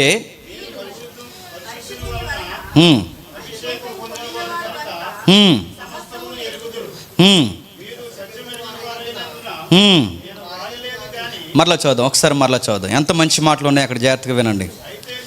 అయితే మీరు పరిశుద్ధిని వలన అభిషేకము పొందిన వారు గనక సమస్తము ఎరుగుదురు. మీరు నేను రాయలేదు కానీ మీరు దాన్ని ఎరిగి ఉన్నందున ఏ అబద్ధము సత్య సంబంధమైనది కాదని ఎరిగి ఉన్నందునకు మీకు రాయిచున్నాను. యేసుక్రీస్తు కాడని చెప్పువాడు తప్ప ఎవడబద్ధికుడు? తండ్రిని కుమారుని ఒప్పుకొనని వీడే క్రీస్తు విరోధి. కుమారుని ఒప్పుకొనని ప్రతి వాడును తండ్రిని అంగీకరించేవాడు కాడు. కుమారుని ఒప్పుకొనివాడు తండ్రిని అంగీకరించువాడు. ఇక్కడ చేస్తామండి. అయితే మీరు మొదటి నుండి దేనిని వింటిరో అది మీలో నిలవనీయుడి. మీరు మొదటి నుండి వినినది మీలో నిలిచిన ఎడల మీరు కూడా కుమారుని యందును తండ్రి యందును నిలుతురు. నిత్యజీవం అనుగ్రహించినదే ఆయన తానే మనకు చేసిన వాగ్దానం. ఇక్కడ నుండి జాగ్రత్తగా వినండి. మిమ్మల్ని మోసపరిచే వారిని బట్టి ఈ సంగతులు మీకు రాయిచున్నాను. మిమ్మల్ని మోసపరిచే వారు ఈ సంగతులు మీకు రాయిచున్నాను. మీలో నిలుచున్నది కనుక ఎవడును మీకు క్షమించండి. అయితే ఆయన వలన మీరు పొందిన అభిషేకం మీలో నిలిచిచున్నది గనక ఏమి నిలిచిందంట? అభిషేకం. ముందు వచనాలు 20 వచనం ఏమన్నాడు? పరిశుద్ధాత్ముడు వలన మీరు పొందిన అభిషేకం. 27 వచనం ఏమంటున్నాడు? పరిశుద్ధాత్ముడు వలన మీరు పొందిన అభిషేకం. మరలా నేను చెప్తున్నాను, అభిషేకం ఎవరికి వస్తుంది చెప్పండి. ఇది కొంచెం క్లారిటీ ఉండాలండి. అభిషేకం ఎవరికి వస్తుంది? అనాయింటింగ్ అంటున్నారుగా, అనాయింటింగ్ అని నిలవాయిల్లు అమ్మేస్తున్నారు. అనాయింటింగ్ అని తైలాభిషేకం ఇవి అడుగుతుంటే నచ్చట్లేదు. ఎందుకంటే అలవాటు పడిపోయి ఉన్నారు ప్రజలు, మనమే దొంగ బతుకులు అంటారు. ఈ అడిగితే తైలాభిషేకం అంటున్నారు. అభిషేకం ఇక్కడ తైలాలు లేవు. క్రొత్త నిబంధనకు వచ్చేసరికి తైలాలు లేవు. క్రొత్త నిబంధన తైలం కాదు, పరిశుద్ధాత్ముడే మనకి అభిషేకం. పరిశుద్ధాత్ముడి అభిషేకం ఎవరికట? అందరికీ, మీకు అందరికీ. అభిషేకం అందరికి ఉందా, కొందరికి ఉందా చెప్పండి. పాంప్లెట్ మీద ఏమైనా వేస్తున్నారు చెప్పండి. అందరికి లేదు అభిషేకం. చెప్పండి, ఎవరికి అభిషేకం? కొందరికి. ఇదిగో ఈరోజు ఇక్కడికి ఈ ఏరియాకి ఎవరు వస్తున్నారంటే అభిషేకం పొందిన చెప్పండి బోధకుడు వస్తున్నాడు. మనం అందరం ఎవరు చెప్పండి? ఆయన దృష్టిలో మనం అందరం ఎవరు? అభిషేకం లేని వాళ్ళు. ఆయన ఎవరు? అభిషేకం ఉన్నాడు. ఎక్కడి నుంచి వస్తాడు? బెంగళూరు నుంచి వస్తాడు, ఫారెన్ నుంచి వస్తారు. ఇలాంటి తప్పుడు ప్రవక్తల పరంపర ఎక్కువ కొనసాగేది ఎక్కడ చెప్పండి? నైజీరియాలో ఎక్కువ ఉంటుందండి, బాగా ఎక్కువ అక్కడ. ఇప్పటికీ బాగా వాళ్ళ కొన్ని వీడియోస్ మీరు చూస్తే మతిపోద్దు. వాళ్ళ మిరాకిల్స్ చుట్టే తిరిగితే వాళ్ళ బోధలని నైజీరియన్స్ వాళ్ళందరూ చూడండి. అభిషేకం ఎక్కువ పాంప్లెట్ల మీద ఉంటుంది. అభిషేక బోధకుడు. I20 తమ్ముడుదా? I20 ఎవరన్నా ఉందా? I20 కార్ ఎవరికైనా ఉందా? మన దాంట్లో ఎవరికి లేదు కదా. సరే, అభిషేకం మీలో, మరలా చదువుతాం 27 వచనం. అయితే ఆయన వలన మీరు పొందిన అభిషేకం మీలో నిలిచిచున్నది కనుక ఎవడును మీకు బోధింపనక్కర్లేదు. ఆయన ఇచ్చిన అభిషేకము సత్యమే, అబద్ధము కాదు. అది అన్నిటిని కూర్చుని మీకు బోధించుచున్న ప్రకారము, ఆయన మీకు బోధించిన ప్రకారం ఆయనలో మీరు నిలిచి ఉన్నారు. ఇది మన అభిషేకం. అభిషేకం అనగానే ఏమంటున్నారు? ఆయన ప్రత్యేకమైన అభిషేకం ఉన్నవాడు అభిషేక బోధకుడు అనగానే అభిషేక బోధకుడు వచ్చి ఇలాగ అంటున్నాడండి, ఇలాగా అంటే అలా పడిపోతున్నారు. పడు అన్నాడు. ఆవిడ ఎవరు అంటుంది? నేను పన్ను ఇలాంటి ఎలా చూశాను నేను అంటుంది ఆవిడ. చూసారా వీడియో అది? నేను పన్ను పో, నీలాంటి జిమ్మిక్కులు నేను చాలా చూసాను, నన్ను పడదంట. పడు అంటున్నాడు ఆయన. తోసి పడకపోతే ఇంకా వాలంటీర్లు గెంటీలో ఉన్నారు. పడు, ఎవరు నువ్వు అని అడిగితే ఎంత సిగ్గుమాలని మాట చూడండి. ఎవరు నువ్వు అంటే దొరగమ్మని అందే. దొరగమ్మ ఏంటి అడుగుతున్నాను, ఆవిడెవరు? ఇవన్నీ మనం ఎడకరం చేయడం కాదు, కానీ ఎందుకు ఇలాంటివి అడుగుతున్నారు. అభిషేకం ఉందని చెప్తున్నారు. ఇలా వాంటెడ్గా చేస్తారండి. మరి చెప్తున్నాను, వాంటెడ్గా. వాళ్ళకి తెలుసు, వాళ్ళకి కావాలని సంఘం ఎదుట అబద్ధాలు ఆడుతున్నారని. అభిషేకం ఉందని చెప్పుకున్న వాళ్ళకి తెలుసండి. మరి ఈ దుర్మార్గమైన పనులు ఎందుకు చేస్తున్నారు తెలుసా? వీళ్ళకి దేవుడు కాదు, వీళ్ళ డబ్బే, వీళ్ళ కడుపే వీళ్ళకి దేవుడు. అదే దేవుడు. ఆ డబ్బు కోసం ఎంత గడ్డైనా తింటారు, ఆ డబ్బు కోసం ఎలాంటి మాటలైనా చేస్తారు, ఆ డబ్బు కోసం ఎలాంటి ఎక్స్ప్రెషన్ అయినా వాళ్ళు ఇస్తారు, నటిస్తారు, నటన విరగదీస్తుంటారు. అలాంటి మాటలే మాట్లాడుతున్నారు. వాళ్ళు మాట్లాడుతున్నారు చూడండి, అభిషేకం. ఏం అభిషేకం అండి? క్రొత్త నిబంధనలో అందరికీ అభిషేకం ఉంది. కాకపోతే పాత నిబంధనలోనే కొంతమందికి ప్రత్యేక అభిషేకం ఉండదు. పాత నిబంధన తెలుసుగా, కొంతమందికి. పాత నిబంధనలో ఎక్కడో దావీదుకి, ఎక్కడో సంసోనికి, ఎక్కడో సౌలుకి, ఎక్కడో ప్రవక్తలకి, అందరికీ ఉండేది కాదు పాత నిబంధన అభిషేకం. ఎక్కడో కొంతమందికి. క్రొత్త నిబంధనలో దేవుడిచ్చిన గొప్ప బహుమానం ఏంటో తెలుసా? సంఘానికి వచ్చిన ప్రతి ఒక్కరికి చెప్పండి, ఉచితముగా పరిశుద్ధాత్ముని అభిషేకంగా మనకి ఇచ్చేస్తాడు. ఇప్పుడు అందరికీ, సంఘంలో ఉన్న ప్రతి ఒక్కడికి పరిశుద్ధాత్ముడు బహుమానంగా అభిషేకంగా ఇవ్వబడ్డాడు. కనుక సంఘానికి వచ్చిన ఏ వ్యక్తికైనా దేవుడు ఏదో ఒక వరం ఇస్తాడు. వరం ఉంటుంది. ఆ వరం అనగానే మళ్ళీ మీరు ఎక్కడికి వెళ్ళిపోకండి, బయట ఎక్స్ప్రెస్ నేను చెప్పట్లేదు. ఏదో ఒక వరం ఉంటుంది. ఆ వరం ఉంటేనే ఆత్మతో మనం కనెక్ట్ అయి ఉంటాం. ఇప్పుడు చెప్పండి, అభిషేకం అందరికి ఉంది. పరిశుద్ధాత్ముడు ఏం చేస్తాడు తెలుసా? ఆయనకుండే గొప్ప గుణం, బోధ యందు నిలబడతాడు. ఏం చేస్తాడు? అక్కడ చూడండి, బోధ యందు, మీకు బోధించిన బోధ యందు ఆయన మిమ్ములను నిలబడతాడు. కాబట్టి చిన్నపిల్లారా, ఆయన ప్రత్యక్షమైనప్పుడు, ఆయన రాకడ యందు మనం ఆయన ఎదుట సిగ్గుపడక ధైర్యము కలుగునట్లు మీరు ఆయన యందు నిలిచి ఉండుడి. పరిశుద్ధాత్ముడి యందు నిలిచి ఉండుడి, తండ్రి యందు నిలిచి ఉండుడి, కుమారుడి యందు నిలిచి ఉండుడి. మనం ఎప్పుడు నిలబడి ఉంటాం? బోధ యందు నిలబడి ఉంటాం. పరిశుద్ధాత్ముడు మొదటి సెషన్ నుంచి చూస్తున్నాం. పరిశుద్ధాత్ముడు పనే బోధ యందు ఎలా నిలబడాలో దేవుని చట్టంలో మనకి లీగల్ అసిస్టెంట్. చెప్పండి, పరిశుద్ధాత్మ ఎలా నిలబడాలో, ఏం చేయాలో మొత్తం మనకు నేర్పించేది ఆయనే. అందుకే ఆయన నిలబడతాడే తప్ప, చెప్పండి, అడగొట్టడు. అది గొడవ. పడిపోతున్నారు. ఆయన నిలబెడతాడు. ఎందులో నిలబడతాడు? బోధలో నిలబెడతాడు, విశ్వాసంలో నిలబెడతాడు, భయపడకుండా నిలబెడతాడు. చిన్నపిల్లలారా, భయపడకండి, నిలబెడతాడు. కలవరపడకండి, మీకు ఆదరణకర్తనిస్తున్నాను, భయపడకండి, కలవర చెందొద్దు. ఆయన ధైర్యాన్ని ఇస్తాడు, బోధ యందు నిలబెడతాడు, మాట్లాడతాడు, విజ్ఞాపనం చేస్తాడు, బోధను సరళముగా మనకు అందిస్తాడు. మీకు విషయం చెప్పినా, ఆయన ఎలా బోధిస్తాడండి అంటే, మరొక మాట నేను చెప్తాను, త్వరగా ముగిస్తాను. ఇప్పుడు ఇంత ప్రసంగం మనం మాట్లాడుతున్నామా? ప్రసంగం మాట్లాడిన తర్వాత మనం ప్రసంగం మాట్లాడుతుండగా కొంతమంది అంటారు, ఈరోజు దేవుడు నాతో చాలా స్పష్టంగా మాట్లాడాడు. అదేంటి? అది ఎలా? వాళ్ళకి స్ట్రైక్ అవుతుంటాయి కొన్ని విషయాలు. అది మాట్లాడడం గుర్తుపెట్టు. ఇక్కడ నేను నిలబడేది, ఇక్కడ ప్రసంగం చేస్తున్నాను, కానీ వాళ్ళకి బోధపడుతుంటుంది, బ్రదర్ ఈరోజు మీ ప్రసంగం ద్వారా పరిశుద్ధాత్ముడు నాతో చాలా స్ట్రైట్గా మాట్లాడాడు. ఆ మాటలు వింటున్నప్పుడు ఎంత ఆనందం అనిపిస్తుందో. ఈరోజు నాతో మాట్లాడు దేవుడు, నా కోసమే, ఆ మాటలు నా కోసమే, మాయలో కొట్టుకుపోతున్న నా కోసమే దేవుడు మాట్లాడాడు. పరిశుద్ధాత్ముడు మాట్లాడతాడు బోధ ద్వారా. చెప్పండి, మాట్లాడతాడు బోధ ద్వారా, బోధలో నిలబెడతాడు. ఇంకా ఏముంది? ఆదికాండము ముగించేద్దాం. ఆదికాండము 6వ అధ్యాయం, ఆదికాండము 6వ అధ్యాయం, ఆదికాండము 6వ అధ్యాయం, ఆదికాండము 6వ అధ్యాయం 3వ వచనం. నా ఆత్మ నరులతో ఎల్లప్పుడూ వాదించదు.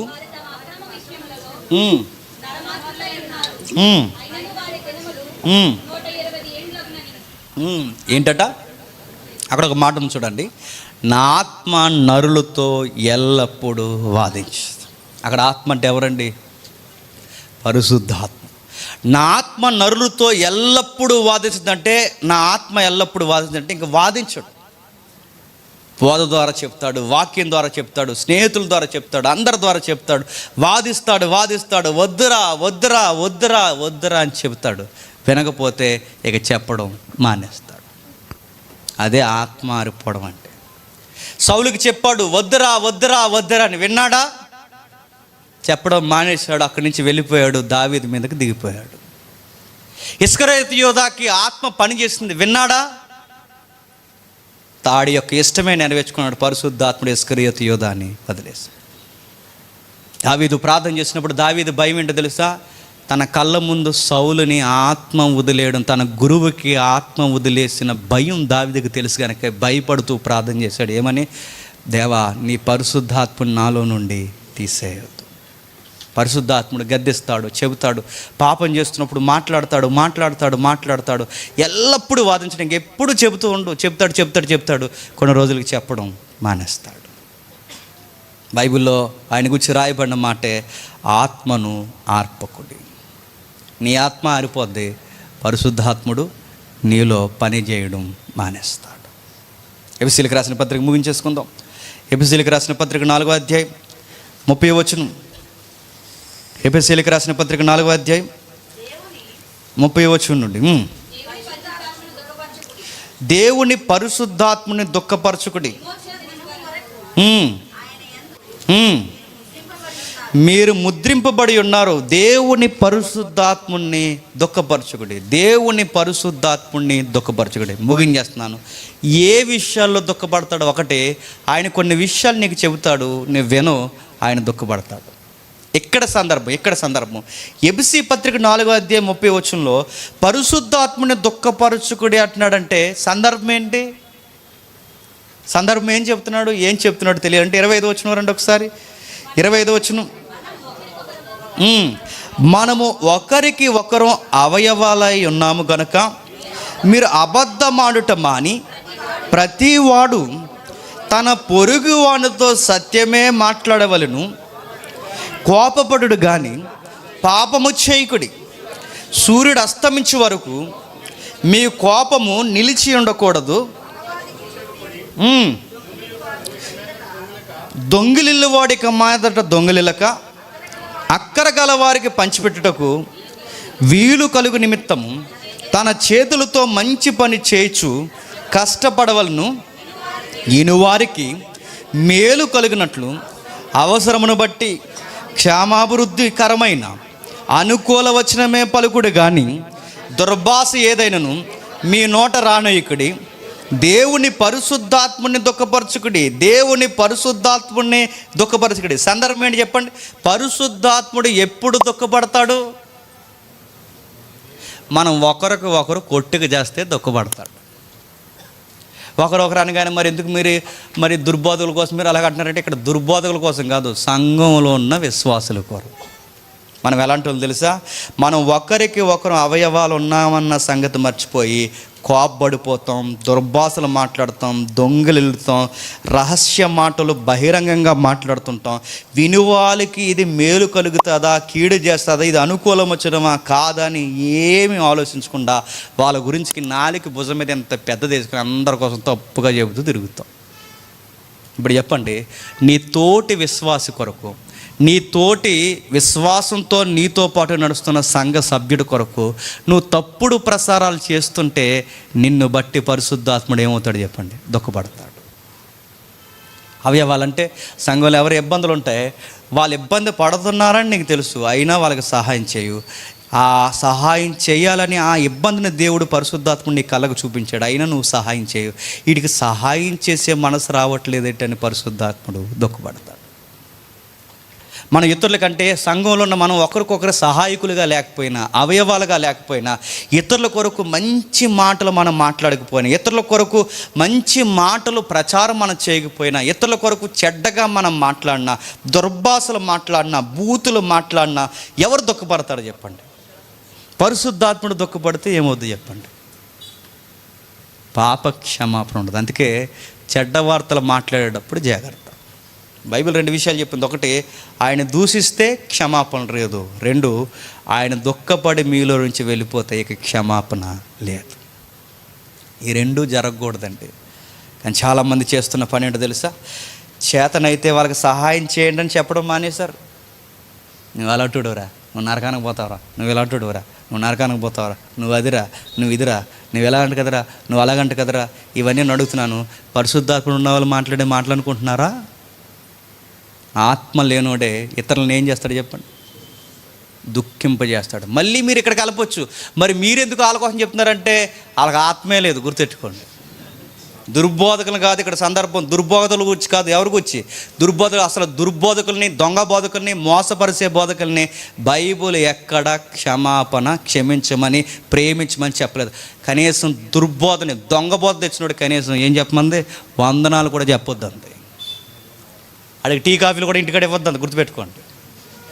దొంగ బోధ, ప్రభువుని గురించి, ప్రభు చిత్తాన్ని చెప్పకపోతే ఇంటికి రానివద్దంది. మరి ఇక్కడ లవ్ కోసం చెప్తున్నది ఎవరికి? ఇదిగో మన అందరూ ఉన్నాగా, సంఘ విశ్వాసులు, సార్వత్రిక సంఘంలో దేవుని పిల్లలు ఉన్నారుగా, ఇతరులు ఉన్నారుగా, పొరుగు వారు ఉన్నారుగా, వారి గురించి చెప్తుంది, దొంగ బోధల గురించి కాదు. అసలు దొంగ బోధకులనే ప్రభు అన్నాడు, ప్రేమకు నిలమైన ప్రభు అన్నాడు. మీరెవరో నాకు తెలియదు, పొండి అతల పొండి అన్నాడు ఆయన. ఆయనే పట్టించుకోలేదు. దుర్బోధకుల విషయంలో బైబిల్ చాలా క్లారిటీ ఇచ్చింది. ఇక్కడ చెప్తున్నది సహోదరుల కోసం చెప్తుంది, మాట్లాడుతుంది. దేనికి చోటు ఇక్కడ అపవాదికి ఎప్పుడు మీరు చోటిస్తారో తెలుసా? 37వ వచనంలో సమస్తమైన ద్వేషము, కోపము, క్రోధము, అల్లరి అల్లరి అల్లరి అల్లరి దోసన, బాగా వినండి, అల్లరి దోసన, సకలమైన దుష్టత్వం విసర్జించడు. విసర్జించకపోతే పరిశుద్ధాత్ముడు రాడు. ఎవడొచ్చేస్తాడు చెప్పండి?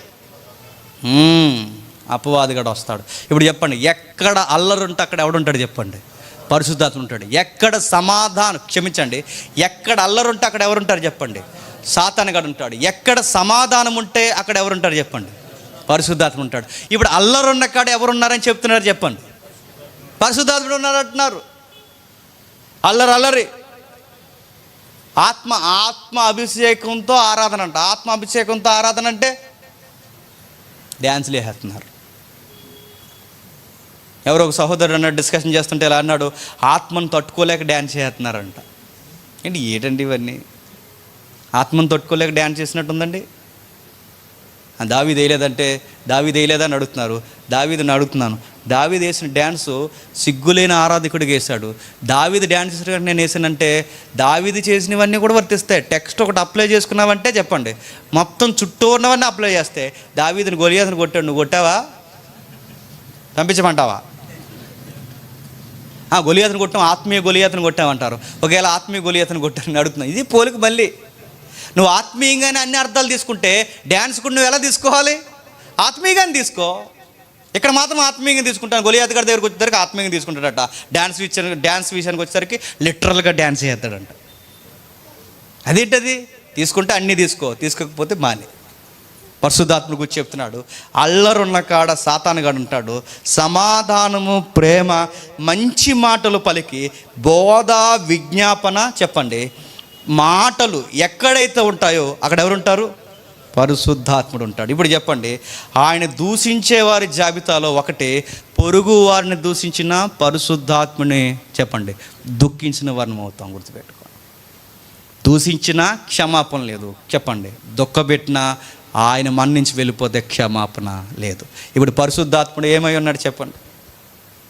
ఈ వారంలో మనం నేర్చుకున్నది, లాస్ట్ వీక్ మనం నేర్చుకున్నాం, దేవుని చట్టాన్ని ఎలా పాటించాలో మనకు నేర్పించే లీగల్ అసిస్టెంట్, అడ్వకేట్ పరిశుద్ధాత్మ దేవుడు. ఈ వారం మనం చూసుకున్నాం, పరిశుద్ధాత్ముడు ఏమై ఉన్నాడు? మాట్లాడతాడు చెప్పండి, విజ్ఞాపన చేస్తాడు చెప్పండి, బోధిస్తాడు, ఇంకా ఏం చేస్తాడు? అందరినీ ప్రేమించమని మనలోండి చెప్తాడు. సత్యమందు నిలబెట్టి ఇదే మీ అభిషేకం అని చెప్తాడు. ఇప్పుడు మనందరికీ ఏముంది చెప్పండి? అభిషేకం ఉంది. జేమ్స్కి ప్రత్యేక అభిషేకం కాదు. నాకెంత అభిషేకం ఉందో చెప్పండి, మీకు అంత అభిషేకం ఉంది. మనమందరం అభిషేకం పొందిన సంఘము, విశ్వాసం. ఇండివిజువల్గా నేను దేవుని ఆలయం, మనందరం కలిస్తే చెప్పండి, ఇండివిజువల్గా నేను దేవుని ఆలయం. ఈ ఆలయాలన్నీ కలిసిన బైబిల్ మళ్ళీ ఎక్స్ప్రెస్ ఇచ్చింది, అందరం కలిసినా కూడా దేవుని ఆలయం. రెండు ఉన్నాయి అక్కడ. మనం ఆలయమే, మనమందరం కూడుకున్నా కూడా ఆలయమే. ఈ ఆలయాన్ని అంటే ఈ ఆలయాన్ని పాడు చేసిన ఊరుకోడు, ఈ సంఘం అనే ఆలయాన్ని పాడు చేసిన ఊరుకోడు. దేవుడు ఎలా అన్నాడు? నా ఆలయాన్ని పాడు చేసిన వాడిని నేను పాడు చేస్తాను. నువ్వు దుర్బోధ చేసి నేను పాడు చేస్తానంటే ఊరుకుంటాడు అనుకుంటున్నావా? చూస్తాడు. దేవుడు ఆడి సంగతి తేలుస్తాడు. నేను ఎలా పడితే అలా రాయితీల కొరకు సంఘాన్ని నడిపించి గలిబీలు చేసేస్తాంటే ఊరుకుంటాడా? చూస్తాడు. నువ్వు పులిపేటని ఎలా ఉపయోగిస్తున్నావు దేవుడు చూస్తాడు. నా ఆలయాన్ని పాడు చేసిన వాడిని నేను కూడా పాడు చేస్తాను. అందుకే మొదటి భాగం చూస్తాం, రెండో భాగం చూస్తాం, మూడోది వచ్చే వారం చూద్దాం. ఎవరు మిస్ అవ్వద్దు. వెళ్ళే కొలది మీకు అన్నీ అర్థమవుతాయి. పరిశుద్ధాత్ముడు అసలు బైబిల్లో ఎలా ఉన్నాడు, బయట ఎలా ఉన్నాడు. బయట ఎలా ఉన్నాడో ఈ ఒరిజినల్ మనం చూస్తుంటే బయట ఎలా ఉన్నాడో మనకు అర్థమైపోతుంది. దాని గురించి ఎక్కువ వివరణ అవసరం లేదు, ఎందుకంటే ఈ ఒరిజినల్ మనకు అర్థమైతే అబద్ధం ఎంత చొక్కా వేసి తిరుగుతుందో మనకు అర్థమవుతుంది. కాబట్టి అందులో మీరు కొట్టుకోకూడదు. ఎవరు వెళ్ళకూడదండి దయచేసి. మాకు ఉద్యోగం రావట్లేదు వెనకాల, దేవుడు ఉద్యోగం ఇస్తాడు, తగిన సమయం ఉద్యోగం. పిల్లలు ఇవ్వట్లేదని వెళ్ళకండి. దేవుడితో మీరు ఏదో ఒక ఒడంబడిక చేసుకోండి, దేవుడు పిల్లల్ని ఇస్తాడు. దేవుడు ప్రార్థనలు వింటాడు, సంఘ ప్రార్థనలు వింటాడు, మీ ప్రార్థన వింటాడు. నేను ముగించే ముందు ఒక్క హెచ్చరిక చెప్పి నేను ముగిస్తున్నాను. మనం స్వస్థతలు నమ్మమని మాత్రం అనకండి, మనం స్వస్థతల్ని నమ్ముతాం. వరాలు లేవని మనం అంటున్నామని అనకండి, వరాలు ఉన్నాయి, మనం నమ్ముతాం. మనకు ప్రాబ్లం ఎక్కడొచ్చిందంటే స్వస్థతతో ప్రాబ్లం కాదు, మనకు ప్రాబ్లం వరాలతో ప్రాబ్లం కాదు. నాకే స్వస్థత ఉంది, నాకు దగ్గరే వరాలు ఉన్నాయి అన్నోడితో ప్రాబ్లం మనకి. ఎందుకని వివరంగా చెప్పలేను నేను. మనకు స్వస్థతలతో ప్రాబ్లం కాదు, దేవుడితో ప్రాబ్లం కాదు, బైబిల్తో ప్రాబ్లం కాదు, వరాలతో ప్రాబ్లం కాదు. నాకే ఉన్నాయి రెండోయ్ అట్టిపళ్ళు అమ్మేస్తున్నావు అన్నోడితో ప్రాబ్లం మనకి. ఆడితో ప్రాబ్లం. యాపిల్ అమ్మేస్తున్నావు అన్నోడితో ప్రాబ్లం మనకి. ఇదిగో నేను ఇస్తానంటున్నాడా అన్నవాడితో ప్రాబ్లం మనకి. ప్రాబ్లం వ్యక్తితో, దేవుడితో కాదు, బైబిల్తో కాదు. దేవుడు మిమ్మల్ని